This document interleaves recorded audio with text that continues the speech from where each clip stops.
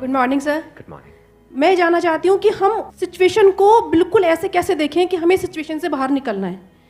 कि मान लो हमारे पास बार बार कोई प्रॉब्लम आ रही है, हम उसे फेस कर रहे हैं, फिर जो आसपास के हमारे सराउंडिंग्स के लोग हैं वो भी टाउंटिंग कर रहे हैं हम पर, नहीं तुमने पहले भी ऐसे किया था, अब फिर तुम फेल हो जाओगे इसमें, तो वहाँ जा करके हम स्टक हो जाते हैं और फिर हमारा कॉन्फिडेंस लूज हो जाता है। हम एग्जैक्टली कहाँ स्टक हो जाते हैं, जिसको आप जो वर्ड यूज कर रहे हो स्टक हो जाते हैं, मतलब आप कह रहे हो कि हम अपनी थिंकिंग में स्टक हो जाते हैं। थिंकिंग में स्टक हो जाते हैं, राइट? कि हम ओवर थिंकिंग में चले जाते हैं। ओवर थिंकिंग कि हम बैठे बैठे बस सोचते रहते हैं कि ऐसा क्यों हुआ, क्या हुआ, ऐसा नहीं होना चाहिए, कि हमारे में कुछ कमी ऐसा हो गया तो क्या होगा, वैसा हो गया तो क्या होगा, मैं दोबारा भी ट्राई किया नहीं हुआ तो क्या होगा। हम जानते हैं कि पहले भी ऐसा हुआ था, फिर हमने उसे ओवरकम कर लिया, लेकिन बार बार वही चीज आते आते फिर वही ब्रेन का जो कंफर्ट जोन है हम फिर वहीं स्टक होने लगते हैं। और जिस कंफर्ट जोन की आप बात कर रहे हो वो एक्चुअल में ओवर थिंकिंग वाला जोन है। ओवर थिंकिंग वाला जोन है, मतलब बैठे बैठे बस सोचते रहते हैं जैसी हमारी कंडीशनिंग हुई है, कर कुछ नहीं पाते हैं। करते भी हैं तो थोड़ा सा करना शुरू करते हैं, उसके बाद वापस से वो थॉट्स हमारे ऊपर हावी हो जाते हैं। राइट? यही आप कह रहे हैं। राइट सर, प्रॉब्लम जो है इतनी ज़्यादा, क्योंकि एक्चुअली क्या लाइफ में अगर कुछ अच्छा होता है तो शायद हम प्रॉब्लम से इजीली निकल जाते हैं, बट बैक टू बैक जब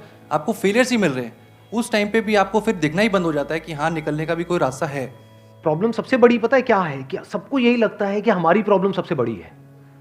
अगर यहां पर मैं एक एक करके सबको बोलूं कि आप बताओ कि आपकी लाइफ में क्या क्या प्रॉब्लम्स आई या अभी क्या प्रॉब्लम्स चल रही है, तो आई एम श्योर कोई सोच भी नहीं सकता कि अच्छा ऐसी ऐसी प्रॉब्लम्स भी कोई फेस कर सकता है क्या।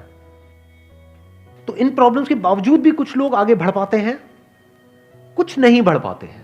That is the big question कि एग्जैक्टली हम स्टक कहां पर होते हैं। क्या हम एक्चुअल में लाइफ में प्रॉब्लम्स में फंसते हैं या उन प्रॉब्लम्स को लेकर के जो हमारी थिंकिंग है वहां फंसते हैं? सबसे पहले ये चीज हमको क्लियर होना चाहिए। तो जो हम कह रहे हैं फंस गए हैं, हम एक्चुअल में प्रॉब्लम्स में नहीं फंसे हैं, क्योंकि प्रॉब्लम्स तो सबकी लाइफ में है। हम एक्चुअल में थिंकिंग में फंस जाते हैं।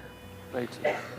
ये पॉइंट सुनने में छोटा लग रहा होगा, but it is a very big point two understand in life, जो 99% लोगों को नहीं समझ में आता है। हम क्या समझते हैं कि हम प्रॉब्लम्स में फंस गए हैं, क्योंकि the moment you say that, तो जब तक प्रॉब्लम्स रहेगी तब तक आप फंसे रहोगे। और प्रॉब्लम्स कब तक रहेंगी? लाइफ टाइम, जब तक लाइफ रहेगी। Right. But the moment you से कि मैं प्रॉब्लम्स में नहीं फंसा हूं, प्रॉब्लम्स मतलब लाइफ में नहीं फंसा हूं, मैं लाइफ के बारे में जो मेरी थिंकिंग है उधर मैं फंस गया हूं जाकर के। अब मैं उस थिंकिंग को कैसे चेंज करूं? Right. If you say that, तो वो आपके हाथ में पूरा कंट्रोल है।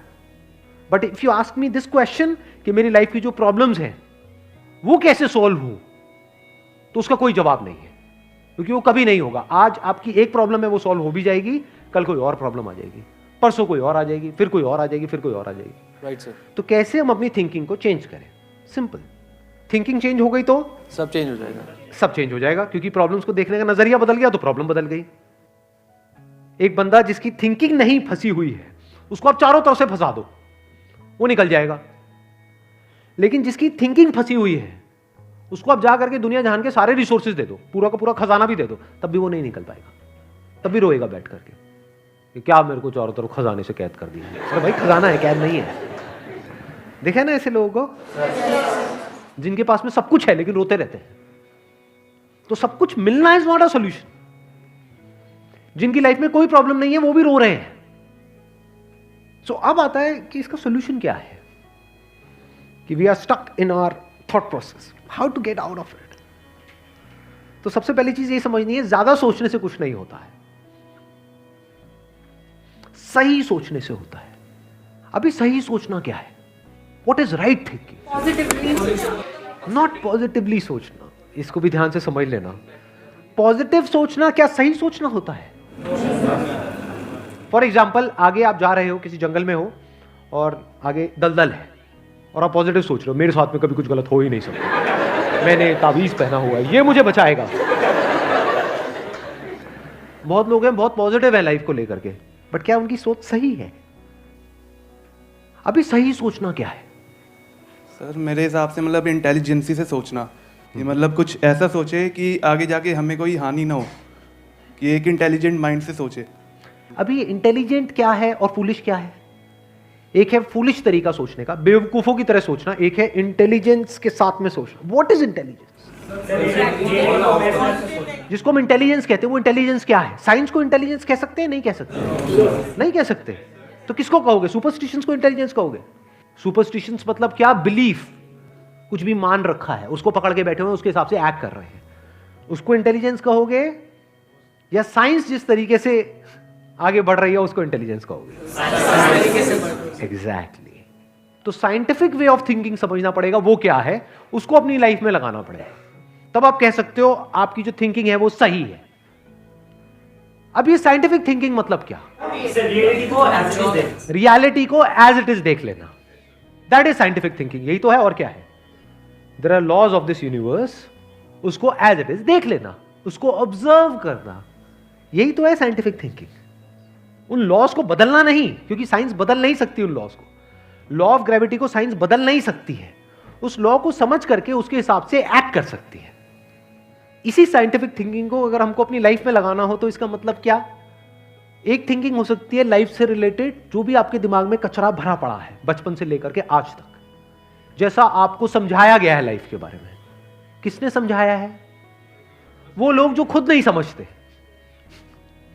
लाइफ के बारे में अपने अपने बिलीव्स बनाए हुए हैं, अपने अपने स्टैंड पॉइंट से लाइफ को देख रहे हैं। फॉर एग्जाम्पल, कोई हिंदू है तो एक तरीके से लाइफ को देख रहा है, कोई मुस्लिम है तो अलग तरीके से लाइफ को देख रहा है, क्रिश्चियन है तो अलग तरीके से देख रहा है। क्या सही है इन तीनों में से? कि तीनों को सही थिंकिंग कह सकते हैं? ना, क्योंकि आपस में लड़ झगड़ रहे हैं। साइंस में कोई लड़ाई झगड़ा होता है? अगर मैं किसी साइंटिफिक फैक्ट के बारे में बात करूंगा, क्या कोई हिंदू, मुस्लिम, क्रिश्चियन आकर के आपस में लड़ सकते हैं? नहीं। तो ये सही थिंकिंग है। एक है जो हमें सही लगता है, एक है जो सही होता है। दोनों में जमीन आसमान का फर्क है। एक है जो आपको सही लगता है, एक है जो सही है। तो साइंटिफिक थिंकिंग का मतलब क्या, अगर इसको हमको लाइफ में लगाना हो तो, यानी लाइफ को आप एज इट इज देखो, ऑब्जर्व करो, फिर उसके बारे में सोचो। This is scientific thinking.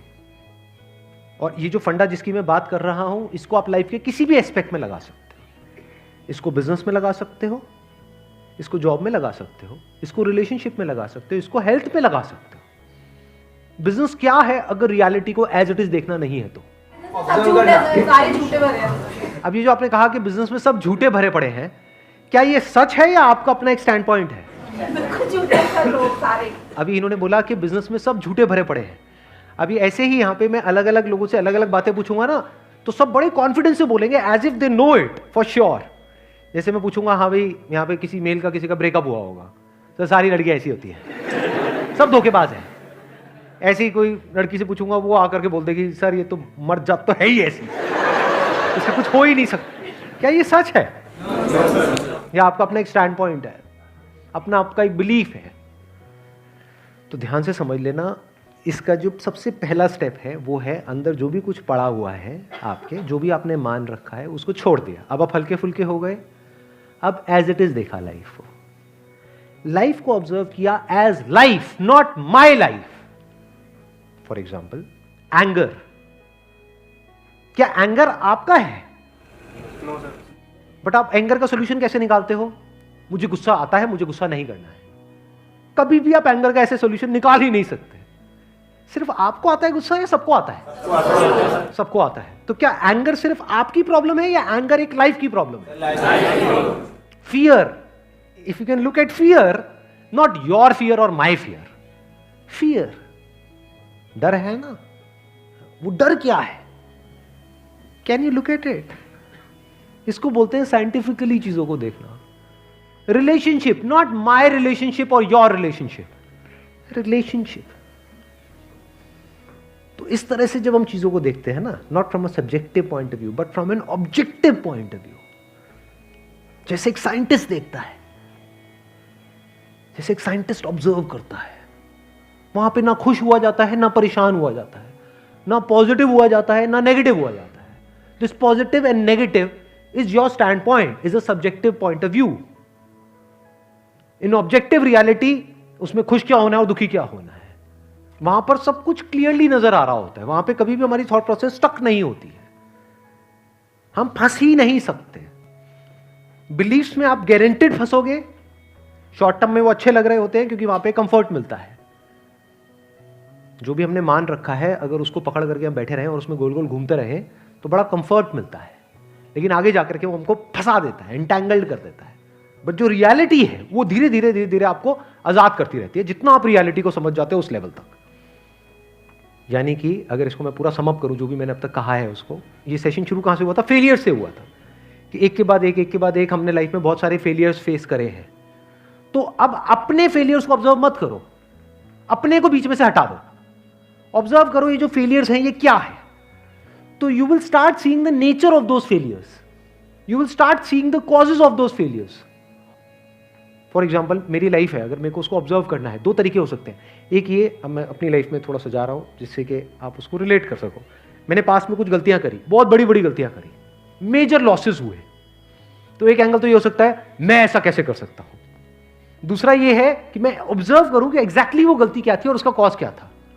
तो वो दिख जाता है, अच्छा उस टाइम पे वो ग्रीड बहुत ज्यादा हावी हुई पड़ी थी। अच्छा ग्रीड क्यों हावी हुई पड़ी थी, इतना लालच क्यों आया हुआ था कि हाँ ये करना है, ये करना है, ये करना है, ये क्यों आया हुआ था? और ये बचपन से ऐसी कंडीशनिंग हुई पड़ी थी, बचपन से घर में यही सारी बातें सुनी थी, तो इसलिए I was acting out of that information जो मेरे अंदर फीडेड थी, and that was not correct information. वो सारी इंफॉर्मेशन गलत थी, जिसकी वजह से मैंने जल्दी से एक्ट किया, बिना सोचे समझे, बिना सही थिंकिंग के एक्ट कर दिया, उस वजह से जाकर के फंस गया। तो मुझे उस बंदे ने नहीं फंसाया, मैं खुद फंसा अपने लालच की वजह से। तो अब ये क्लियर हो रहा है हम कैसे देखते हैं। तो वंस वी सी दैट, तो अब मैं उससे पूरी तरह से फ्री हो गया, because I understood something which is very basic in life, जिसकी वजह से पूरी की पूरी लाइफ एक अलग ट्रैक पे निकल गई। क्या समझ आया? कि कभी भी ग्रीड से एक्ट नहीं करना है। अब इसको हम समझते हैं, कैसे समझते हैं? मॉरल साइंस की बुक से। वो सब बकवास है, ये लालच नहीं होना चाहिए, सबके अंदर लालच भरा पड़ा है, बट लालच हमको कैसे फंसाता है, इसको ऑब्जर्व किया अपनी गलतियों के बेस पर, और फिर समझ आया अच्छा ये होता है। लालच से ग्रोथ नहीं होती है। लालच से आप पैसा कमा सकते हो, बट उसको आप ग्रोथ नहीं कह सकते, क्योंकि आप डिग्रेड हो रहे हो, तो आप एक्चुअल में ग्रो नहीं कर रहे हो। एक्चुअल ग्रोथ में उसको कह सकता हूं जो होलिस्टिक ग्रोथ हो, उसको ग्रोथ बोल सकते हैं। आपने पैसा तो कमा लिया, लेकिन डर में जी रहे हो कि मैंने इतने घपले कर दिए हैं, अगर किसी ने पकड़ा गया तो पता नहीं क्या हो जाएगा, क्या फायदा ऐसी लाइफ का, उसको आप ग्रोथ कहोगे? Can you call it growth? ना। तो लालच से ग्रोथ नहीं होती। तो ये चीजें समझना बारीकी से, स्टेप बाय स्टेप, तो आप गलतियों का पूरा नेचर समझ सकते हो। The nature of mistakes, the kinds of mistakes, the types of mistakes, और उनके कॉजेस क्या होते हैं। और जैसे ही हमको ये सब समझ आ जाता है और साफ दिखने लग जाता है, तो वो गलतियां होनी हमसे बंद हो जाती हैं। और जितनी भी गलतियां हो सकती हैं, उन सबके अगर नेचर समझ आ जाते हैं, तो गलतियां होने की पॉसिबिलिटी फ्यूचर में ऑलमोस्ट खत्म हो जाती है। प्लस जब समझ आ गई है उसकी रियलिटी, तो वहां पे ओवर थिंकिंग के लिए जगह नहीं होती है, अपन थिंकिंग में स्टक नहीं होते हैं। Wish you all the very best, thank you so much for coming.